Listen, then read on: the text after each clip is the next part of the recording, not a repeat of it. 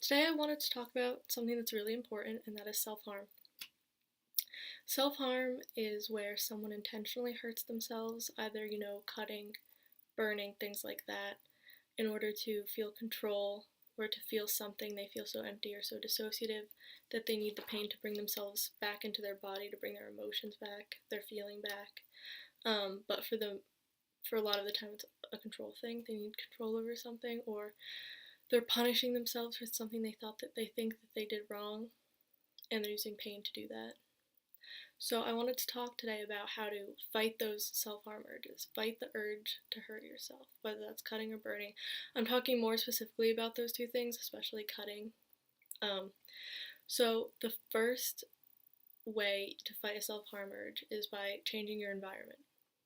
So some examples would be taking a shower, taking a walk, going for a drive if you feel safe enough to get in a car and go drive. Be with others who can hold you accountable. Go be with a parent or a friend and just sit with them until the urge passes, make sure that they're not going to let you go hurt yourself. Another good one is cleaning or doing chores. It makes you feel productive. It's giving you control of your environment. It's giving you control over your living space. So that's a different type of control, but it's still a type of control. So if you're looking for that specifically, being productive can be really helpful. The second way to fight a self-harm urge is by giving yourself a similar sensation but in a less dangerous way. So same sensation but a different method.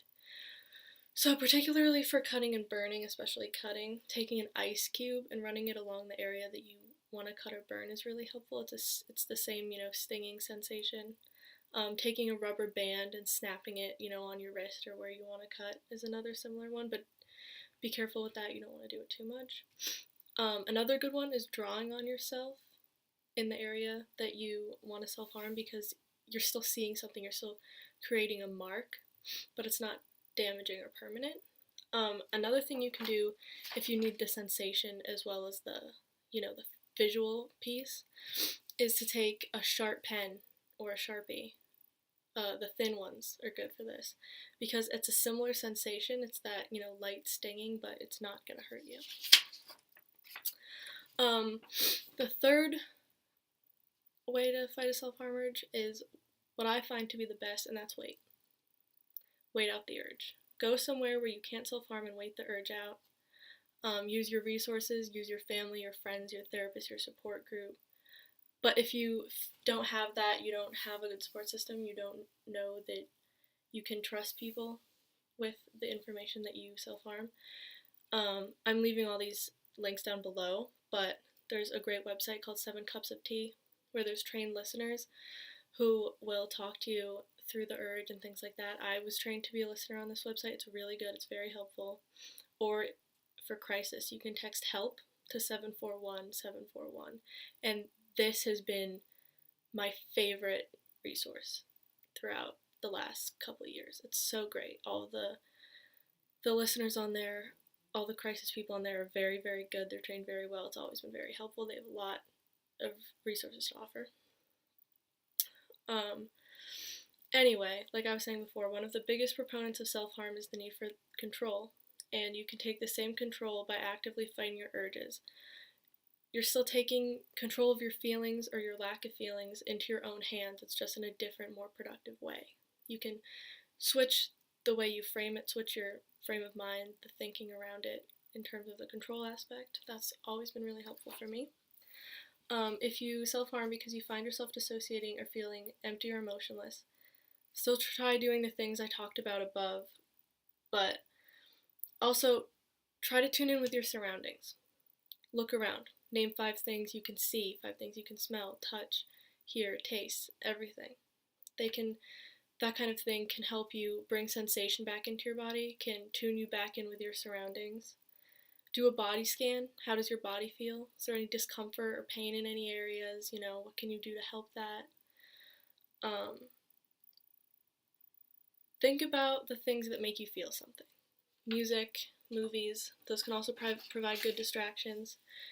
Go listen to a good playlist, watch a movie, take time for yourself in a healthy and productive way.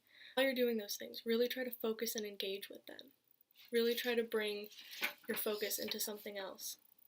That can help bring the feeling back in your body.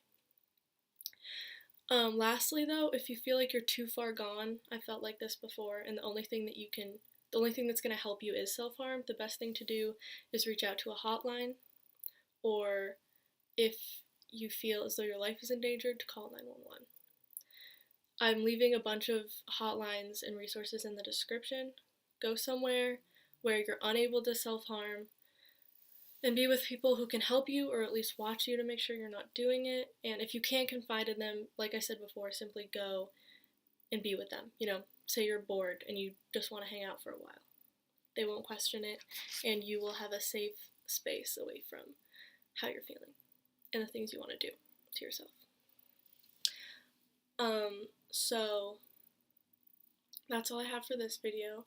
I hope that it was helpful. I hope that you use the links I'm going to provide in the description.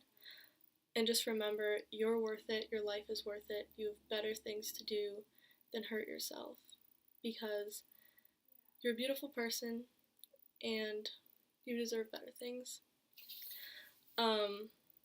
I'll make another video about how to heal your scars and how to treat your scars if you have them so that they fade faster, so they don't get infected and so you don't get a staph infection.